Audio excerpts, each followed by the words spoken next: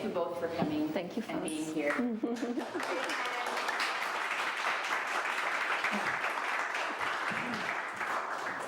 Thank you, Foz. Thank you, Isaac. Thank you, everyone, for being here. Thank you, Jumana, for having me. Thanks so much for joining us and everybody who's here. Perhaps, I don't know if everybody has had a chance to really see the show, but I thought I would just give you the titles of the works that are here because we will refer to them again afterwards. So just behind Jumana is a video work from 2010 called Blessed, Blessed Oblivion. We have Late Night Stroller in the middle of the room, a sculpture. Old Bread Depositions, which are the two installations at this end and at that end. And Theory of an Unfinished Building River, which is this work here. And I thought we could start by the title, Late Night Strollers, because it's also the title of this work in the plural. Yeah. And with this idea of strolling. Yeah. In thinking about your work, reading around it and all of that, I've had the impression that you walk quite a bit in cities and outside of cities.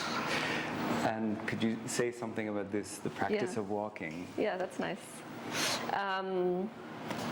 Yeah, I actually bike around cities for the most part, but I did go on a lot of walks during COVID, which is where some of these references and where the walks were taking place. And it was primarily in Jerusalem to begin with, because that's where I got stuck with the first lockdown.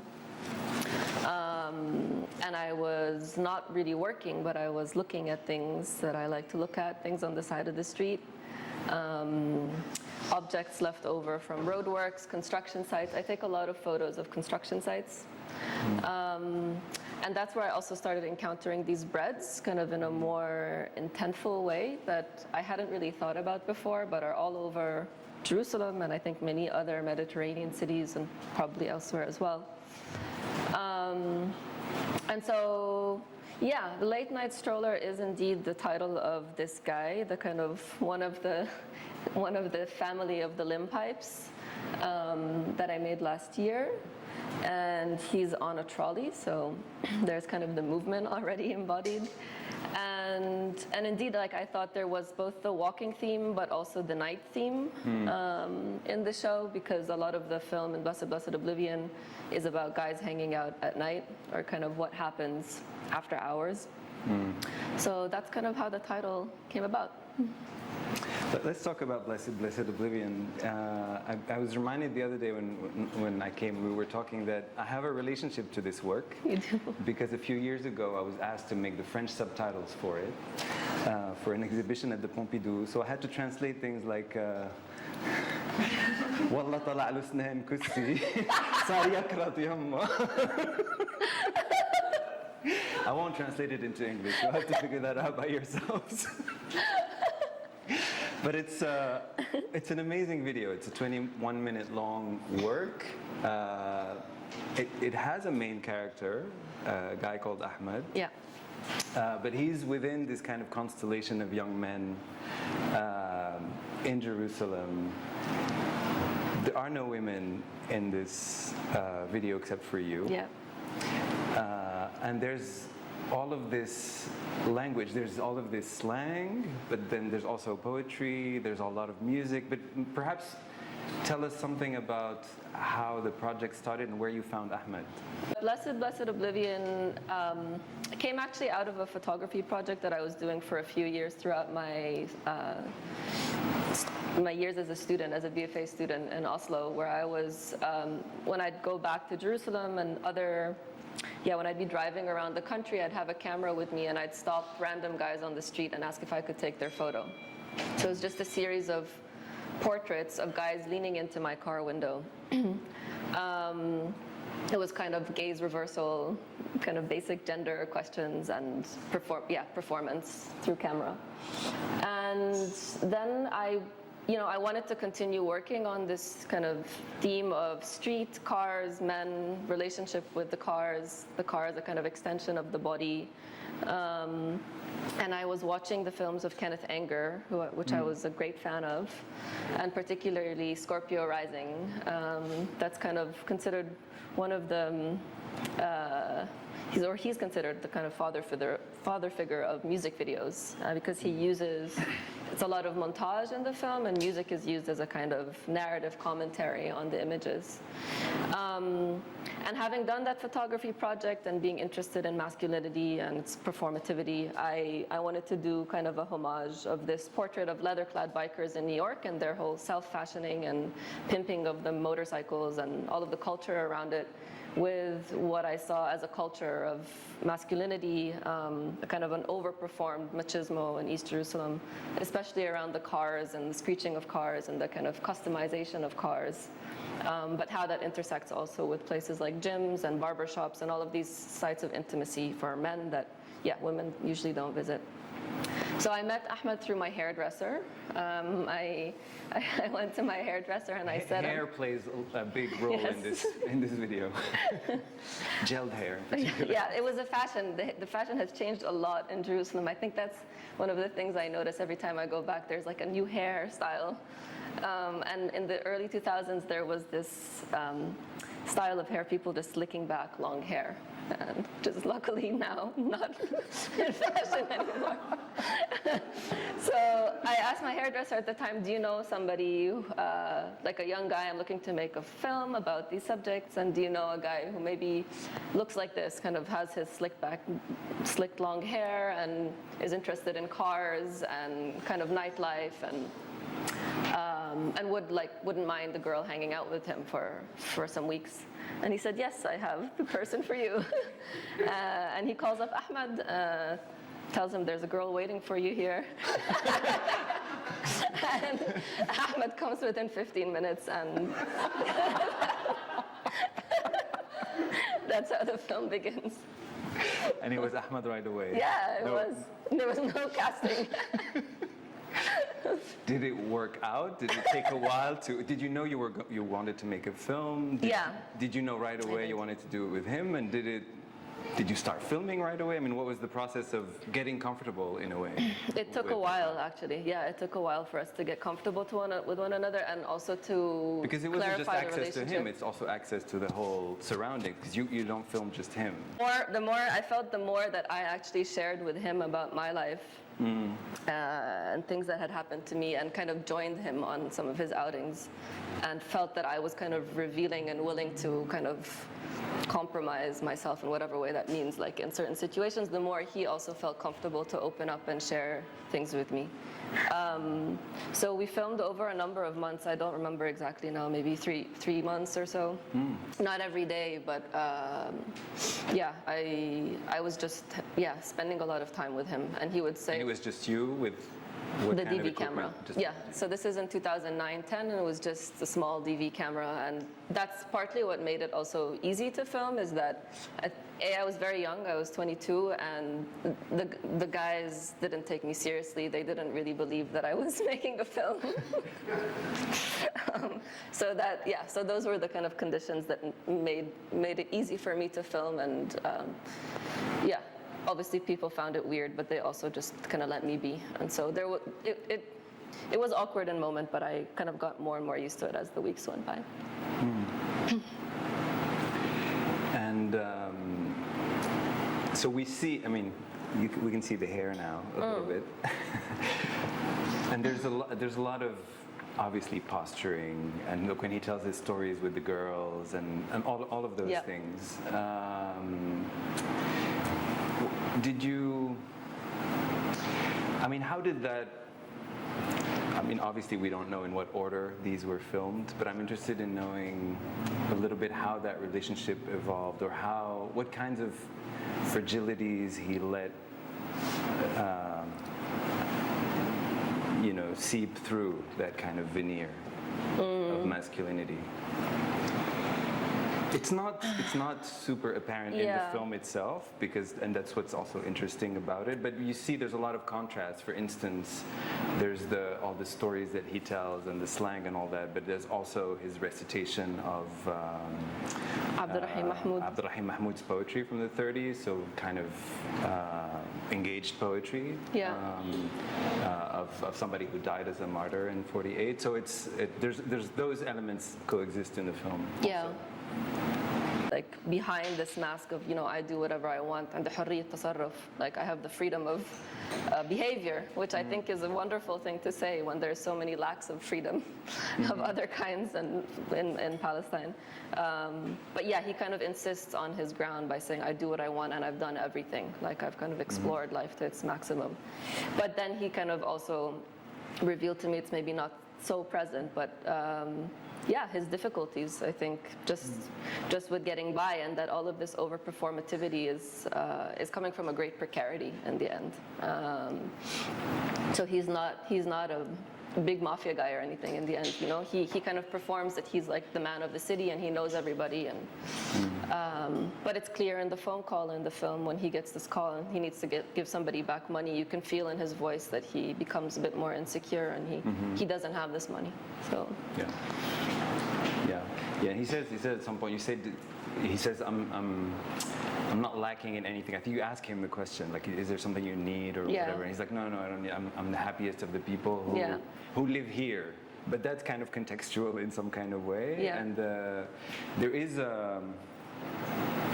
I don't know, I guess an unseen background of all of this, which is like the fragility of life under the circumstances in which young men in East Jerusalem live.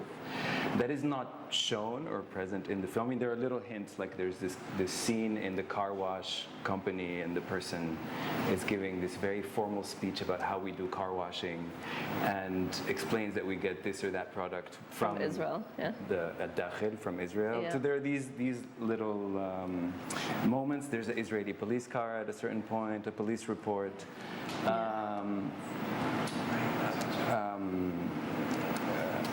So that context is not kind of very present in the film. It's kind of just implied.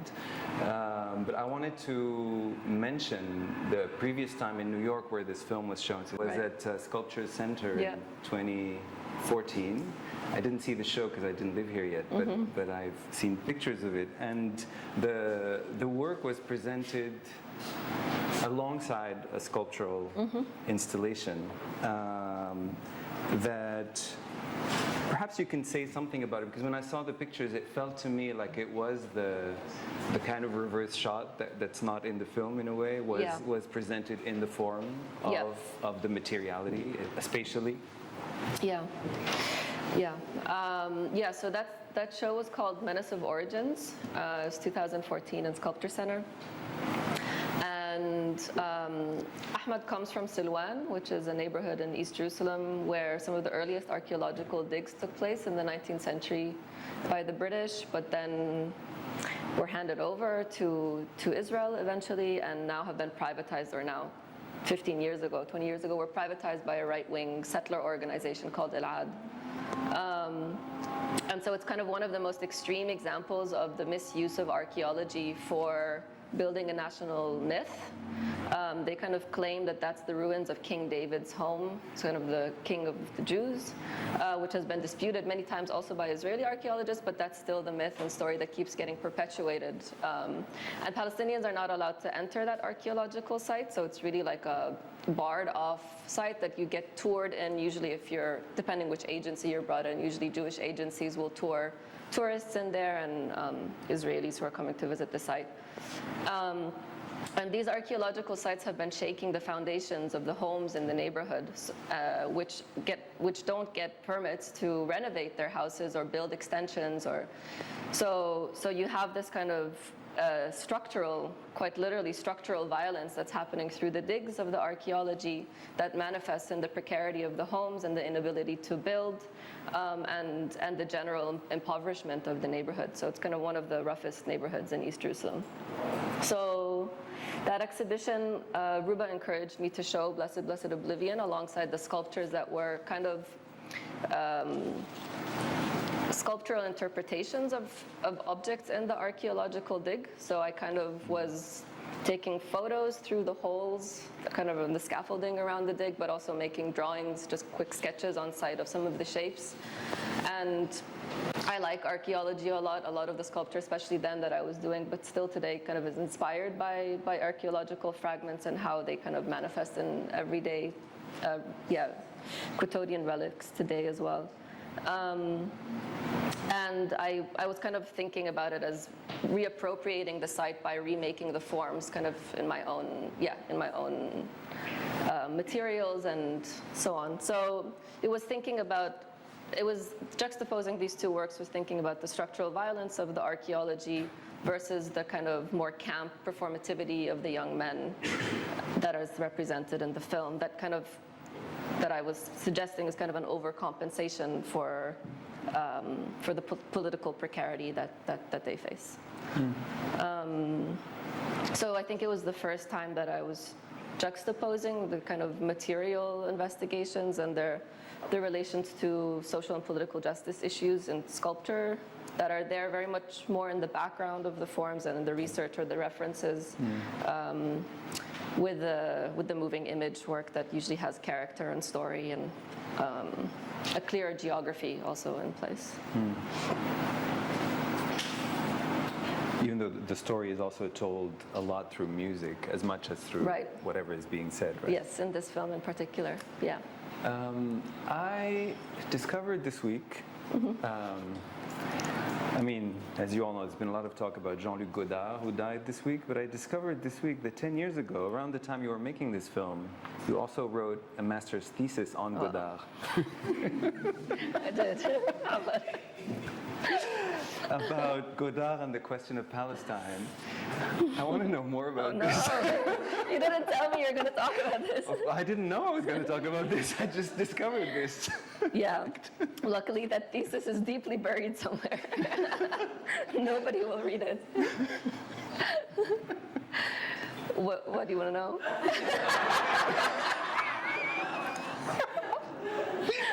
What took you to Godard? Okay. Then? What took me to Godard? Yeah, like many young film students, you look at Godard because he's kind of a huge figure in cinema of the 20th century and kind of the improvisation and innovation around what cinema is and what moving image can be. And I don't remember exactly when or how I first watched Here and Elsewhere. So the thesis was around Here and Elsewhere. That was a film that came out in 1971, even though he started shooting it in 1969 with the Dziga Vertov group, which was called Until Victory, which was supposed to be basically like a propaganda film for the PLO. But then Black September happened, lots of the people he filmed with died. He went back to France, had a motorcycle accident, was in hospital for a long time, met Anne-Marie Mieville and returned to this footage. Maybe it was later, 72, I'm not remembering the dates now. But so the material of Until Victory then was used to make this film Here and Elsewhere, together with Anne-Marie Mieville, who interestingly is the voice of critique in the film. So she's kind of criticizing Godard for him having this projected fantasy onto what the Palestinian Revolution is. And when he's filming a lot of the freedom fighters as they're discussing kind of their plans for kind of the next action that they're going to take, he doesn't even stop to listen to what they're actually saying. So he doesn't translate the footage, but just overlays it with his own voiceover. The kind of similar fantasies that Jean Genet also kind of writes about in his book, of the kind of this gaze at the Palestinians of having something as if that the Europeans don't have as an answer to after 67. So I think, so what was my thesis about? It was looking at the question of positionality, which continues actually to be something that I'm interested in, and I was looking at Godard's relationship to the Palestinians, and because in the film he's also exploring the relationship between the mediated image of the Palestinian Revolution as it arrives to the screens. He has the scenes with like middle-class French family watching images of the Palestinian Revolution on screen. And so there's this relationship of, this is the Here and Elsewhere, like how Palestine gets translated to Europe and what it comes to signify, especially within this moment of the political left in Europe. So it was looking at, again, Godard's relationship to Palestine, but also my relationship to this footage of the Palestinian Revolution as a third generation Nakba survivor, not survivor, but as a third generation from the Nakba. Yeah, and as somebody who didn't live really this period of the Palestinian, but kind of was born into post-Oslo reality. Yeah, that's kind of where my film studies began, I guess. And in what way does the question of positionality inform your work? You said it's still something I'm thinking about. Yeah. Yeah, I mean, I think a lot of the films, I mean, especially around that period, I did this film afterwards called The Goodness Regime, that was about the role of Norway as a kind of peace broker and how the Oslo Accords figure into Norway's self-image, so a kind of similar look at how Palestine serves other people's imaging. Wild Relatives is also kind of shot between Lebanon and Norway.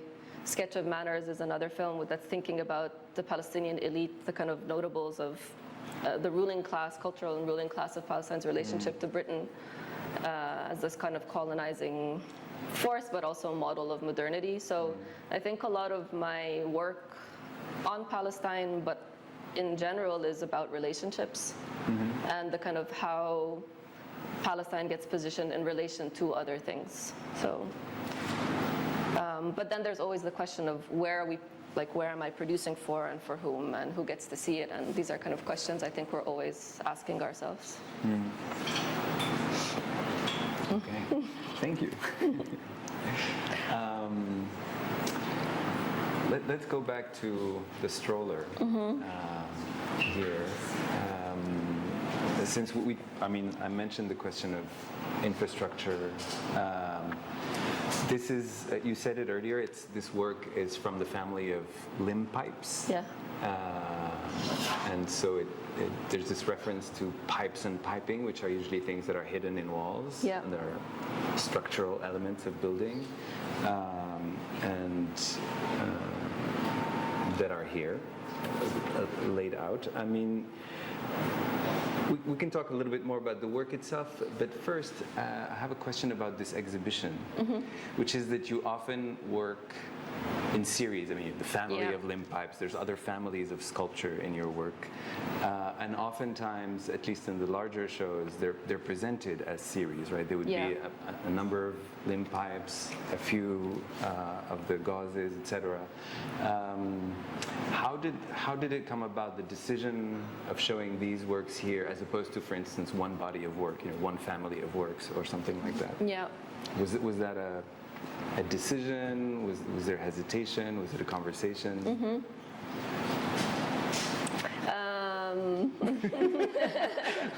Not to put anyone on the spot. You just did. No, but it's nice It's true. I mean, to think about how you consider a space. Yeah. Well, I think the issue of the size of the space has something to do with it. So the scale of the room. There's also material conditions that play a factor in decision making, and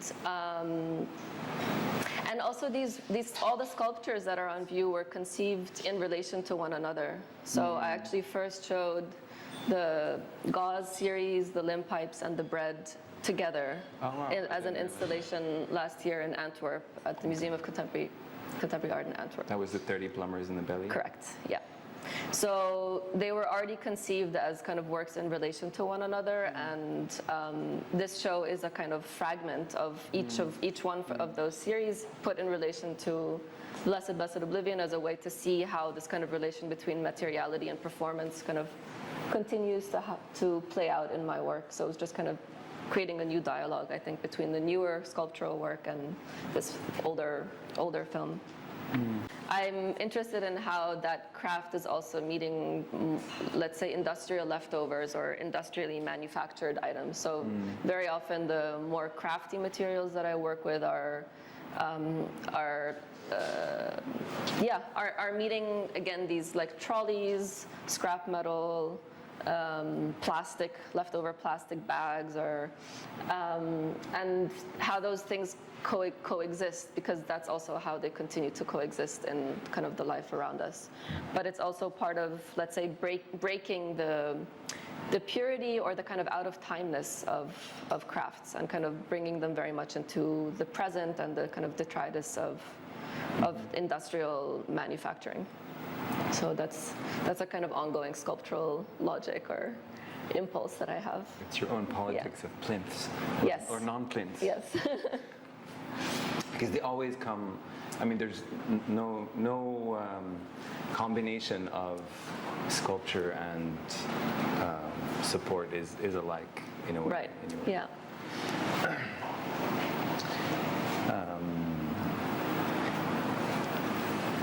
I mean, it's also about kind of breaking this rigidity of sculpture as something that gets fixed in a place, and because I think of the sculptures very much as bodies, and many of them are, and bodies move and they perform and sit differently based on where they go, and kind of, I like treating sculptures also as that there's something in movement, and that they kind of get reformulated or take on a different posture depending on the context in which they're in. So often the crafted work will remain as is, but will have a different support structure depending on where it is.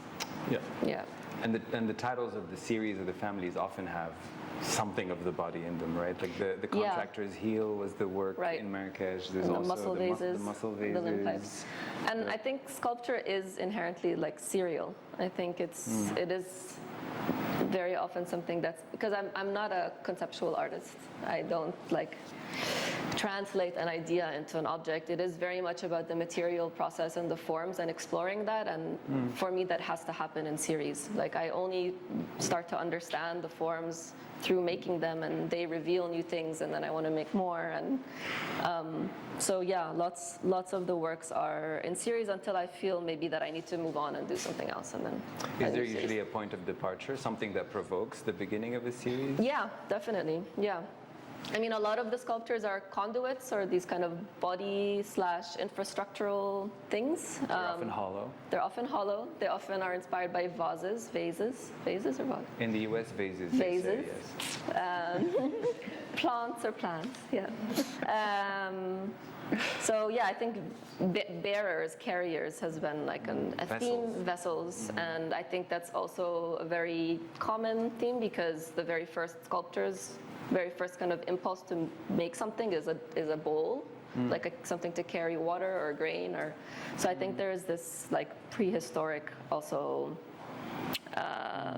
relationship to object making that continues in sculpture in general. Maybe I should speak from in my sculpture work, but I think it's also a theme, like a common theme in sculpture, the issue of bearing or carrying and body object relations. Speaking of which, in my sleuthing this week, I also realized this other thing. This book, which I love. Yeah. This one. Oh wow! Yeah. I will read the stanza. In a poem called Ode to the Beloved's Hips. More than all that are your hips, they are a city, they are kingdom, Troy the hollowed horse, an army of desire, 30 soldiers in the belly, 2 in the mouth. Beloved, your hips are the war. I think, well, this stanza, first of all, is kind of amazing, but the whole poem is this kind of erotic poem about the beloved's hips. It's in Natalie Diaz's post-colonial love poem. And Natalie Diaz is a Mojave poet from here in the States, so somebody who knows and has been thinking about love under occupation, basically. And kind of in realizing this conjunction between the 30 soldiers in the 30 plumbers in the body, yeah. I mean in the Trojan horse, right. basically, and the 30 plumbers in the body. Yeah. Suddenly this conjunction between the work, the hollowness, war, all of that kind of imposes itself. But I hadn't. I mean, obviously, it's not there when you just read the title and see the work itself. But what took you to what made you want to borrow that? Oh. I was really taken by the book in general when I read it, and I felt that what she was doing throughout the book, and this kind of collapsing of between the body and the environment, or the body and the land, the body and the other person's body, was something that I'm very interested in. I think about when I'm making sculpture. It's very much in that collapse, or in that kind of amalgamation that happens in the objects that I'm trying to make as translations of these relationships. And so when I was reading the book, it was with me while I was making these sculptures, and I was just taking notes of words and phrases as I was brainstorming for the title, and I liked this phrase very much. And throughout the book, there's a theme of water. Yes. Love and water, and the river. I mean, there's a river. Yeah. That is. And I think that's what also the limb pipes are. They're these kind of leftovers or cast-offs from a drainage system or an irrigation system. They're kind of proud of their imperfections. They're not clean. The glazing is imperfect. Like, they're these kind of stained bodies, but yet they're kind of full of desire and sensuality of some kind. And I think in a lot of the sculpture work that I do, or the things that I kind of look at, like a lot of my references are just photos of random things on the street. Like that's what I draw a lot from. And it's a way of also empathizing with these objects, or kind of, it's a form of care towards these objects, or re-symbolizing them in some way. So there is a love involved in kind of the relationship to the objects. So I felt all of these themes were, I was really touched by reading the book. I just felt like it spoke to a lot of the themes that I was working with in this series. And I changed soldiers to plumbers because they come from the world of plumbing. Do you read a lot of poetry? Not a lot, but some. Yeah. Yeah, I like what you just said about re-symbolizing, because it seems like even in the titles of your works, there's this notion that objects can be not necessarily what they're expected to be, and also they can be many things at once, right? Like all the hyphens, the limb pipes, the muscle vases, etc. Can you say a little more about the breads? Because I don't know if everybody's familiar with the bread stories. With bread on the streets. Okay, yeah. So the breads are also leftovers on the street. These breads are hybrids. They're kind of inspired both by something I encountered in an archaeological site in Naples, and these breads that I was saying kind of you come across when you're walking around in Jerusalem, in Beirut. But every time I tell this story, in Marrakesh, I've seen a lot of bread on the street, but I've often told this story and people tell me, we have this, we do the same. So I don't know, it's clearly, there's a kind of international relationship to bread as a signifier of life, or as the signifier of food, of survival. And sustainer of life, yeah. So it's considered sinful to throw away bread because of the kind of significance of bread. There's the sacred ties of bread to life. So it's kind of rather than putting the bread in the garbage, the bread is often left next to the garbage, like on public furniture, or like hanging in plastic bags off of garbage cans. And so the leaving out of the bread is kind of an act of generosity, but a kind of strange one. It's more about being the good doer, like being the one who is not committing a sin. It's more about not throwing out bread than about giving it to somebody else. Right? Yeah. So I like this kind of weird liminal gift that's unclear exactly what kind. There's not a clear gift-giver relationship, and how this sacred object actually looks so abject and quite disgusting, because it usually starts to rot in these plastic bags, and it's like sizzling, and with the heat, it's quite, it's a sight, and it's everywhere. And sometimes the animals eat it, which is probably also problematic because animals shouldn't eat rot either. I read a book by Sofia Stamtopoulou-Robbins called Waste Siege, and she kind of... Called what? Waste Siege. She teaches in Bard, and she has a chapter on the breads. And I think in also reading this chapter, as it is with theory, or kind of that's like kind of the beauty of theory, is it helps kind of articulate like what is interesting about these things that maybe I have kind of an impulse to photograph and collect, and she mentioned that actually this is a modern phenomena, because earlier leftover food would just be given to livestock or to chickens, or there wouldn't be an overproduction of bread. Bread would also be kind of produced based on need. And so even this waste is kind of, in a way, part of our overconsumption and waste of the era. And so I found that quite interesting as well, as a kind of relationship to the land, or the wasted bread, or this kind of weird gift as also some kind of specter of the lost relationship to the land.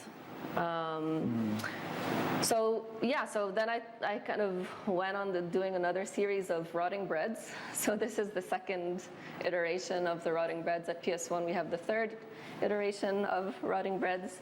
And they're different breads. They're different breads. They were not baked the same way. These are focaccias. The ones in PS1 are international, from all cultures and cuisines. And the first series were the Jerusalem bread, so they were really bread that sold like pita breads and kak simsim, the elongated sesame bagels. So then I was invited to do a show in Naples, and on a site visit there to the archaeological museum, I came across ceramic bread fragments in the prehistoric section of the museum.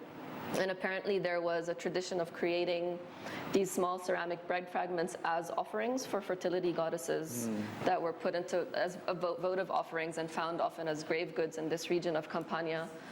And I was really excited to discover that there was this kind of ancient tradition that looked so similar to the artwork that I had done, but also this kind of everyday act of leaving the bread outdoors. So these shapes in particular, this series called Depositions, is inspired by the fragments that I saw at the archaeological museum, but I kind of went on my own journey with them, with the shapes and with the rotting. I kind of also like the idea of a rotting offering to a god. And then the newspapers, I've been asked why the newspapers. I think there's a similar temporality around bread and newspaper. Bread gets baked every day, newspaper is printed, and they are often meeting. Bread is often wrapped in like paper. They get thrown out or they don't, and they start to serve another purpose when they're not consumed in the daily kind of cycle. And just materially, I like the contact between this kind of like thin paper and the heavier kind of ceramic.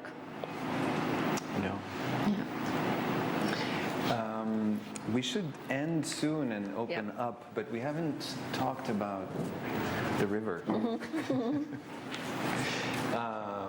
which is itself part of a family of.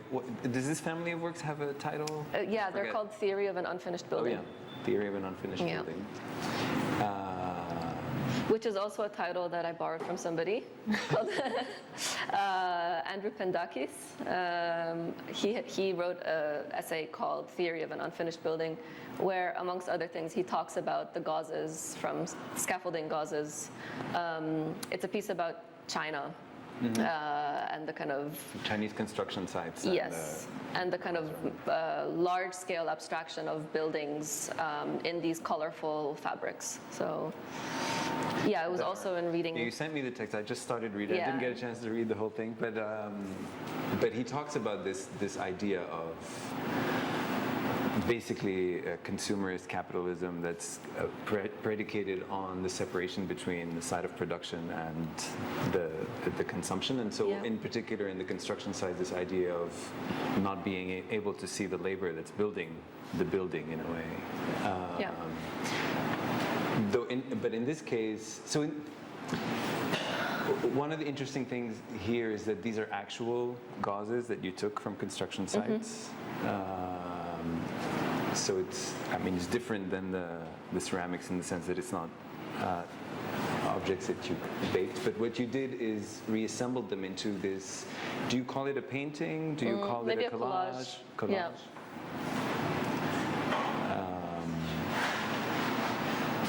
Why wouldn't it be a painting? It could be, yeah. I mean, it's just there was no painting. I mean, involved. It was more an assembly of materials, but it definitely speaks to painting. Another thing he talks about that I found quite beautiful is how these become like signifiers of the kind of potentiality of building sites as this space that's on the border between ownership and non-ownership, and how building sites always have this joy and playfulness to them, that there's still things in movement, and usually they're more interesting. For like he has a quote from Benjamin also there that where Benjamin says something along the lines of like children are drawn to construction sites, into unfinished things where and all of the material leftovers. But I like that as well, as basically the scaffolding as a signifier of another kind of liminal site, like where the building is more interesting when it's still incomplete than in its site of completion, where things are fixed and the ownership is fixed and the form will not change as fast. Yeah, and in this separation between inside and outside, in a way, what you decide to focus in is on the kind of border itself and its material porousness. Yeah. Because there's no building behind this, No. obviously.